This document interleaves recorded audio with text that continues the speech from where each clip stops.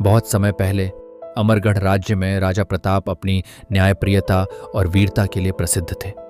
उनकी प्रजा सुखी और संतुष्ट थी, परंतु राजा अब वृद्ध हो रहे थे।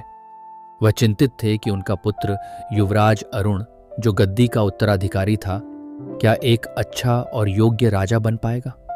राजा ने युवराज को परखने का निर्णय लिया, लेकिन यह परीक्षा आसान नहीं थी।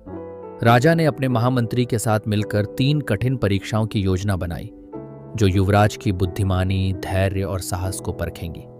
राजा ने युवराज को बुलाकर कहा, तुम्हें 3 दिन के भीतर इस राज्य के सबसे गरीब गांव में जाकर लोगों की समस्याओं का समाधान करना होगा, परंतु तुम्हारे पास सिर्फ 5 स्वर्ण मुद्राएं हैं। युवराज गांव पहुंचा और देखा कि वहां लोग गरीबी और बीमारी से जूझ रहे थे।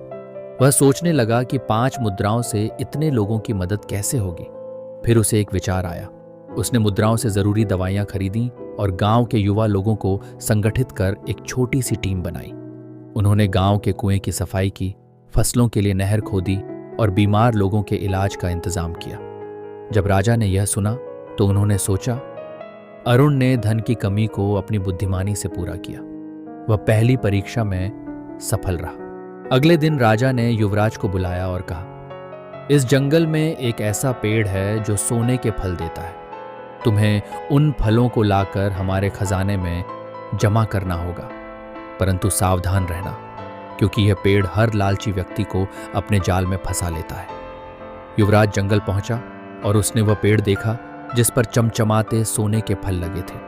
वहां पहले से कई अन्य लोग फलों को तोड़ने की कोशिश में फंसे हुए थे। वह सोच में पड़ गया। तभी उसे याद आया कि राजा ने उसे सावधान रहने के लिए कहा था। युवराज ने पेड़ के पास जाकर कहा, मैं इन फलों का मोह नहीं करूंगा, परंतु मैं यह वादा करता हूं कि इन्हें केवल अपनी प्रजा की भलाई के लिए इस्तेमाल करूंगा।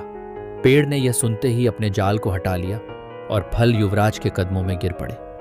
राजा ने आखिरी परीक्षा के लिए युवराज को राजमहल के गुप्त कक्ष में बुलाया। वहां एक बड़ा दर्पण था। राजा ने कहा, इस दर्पण में देखो और बताओ कि तुम क्या देखते हो। युवराज ने दर्पण में देखा और कहा, मैं खुद को देख रहा हूं। राजा ने पूछा, तुम्हारे अनुसार एक राजा बनने के लिए सबसे जरूरी चीज क्या है। युवराज ने गहराई से सोचकर उत्तर दिया, एक राजा को हमेशा अपने स्वार्थ से ऊपर उठकर प्रजा की भलाई के बारे में सोचना चाहिए। उसकी ताकत उसकी प्रजा का विश्वास और सच्चाई है। दर्पण चमकने लगा और वहां लिखा हुआ दिखाई दिया, तुम योग्य हो। राजा प्रताप गर्व से मुस्कुराए। उन्होंने प्रजा के सामने घोषणा की कि युवराज अरुण ही उनका सच्चा उत्तराधिकारी होगा। उन्होंने अरुण को आशीर्वाद दिया और कहा, तुम्हारी बुद्धिमानी, धैर्य और सत्यनिष्ठा इस राज्य को समृद्ध बनाएगी। उस दिन से युवराज अरुण ने गद्दी संभाली और अमरगढ़ को पहले से भी ज्यादा शक्तिशाली और खुशहाल राज्य बना दिया। अगर आप ऐसी कहानी और देखना चाहते